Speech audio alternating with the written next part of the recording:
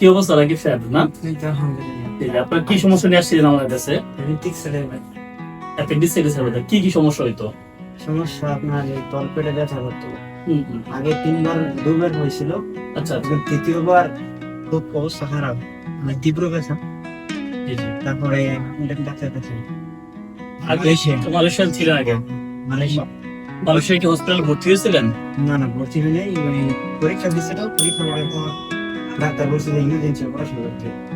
তা আমি ইমার্জেন্সি চলে আসছি মালয়েশিয়া থেকে বাংলাদেশে চলে আসলেন, এসে তারপরে সার্জারিটা করলেন। সার্জারিটা কিভাবে হয়েছে? মেশিনে না কেটে? মেশিন মেশিনে সার্জারি করছেন। কয়টা ফুটা করা হয়েছে? 3টা ফুটা। কয়দিন আগে অপারেশনটা করলো? অপারেশন হয়েছিল 3 তারিখ, 4 দিন। 7 দিন আগে না?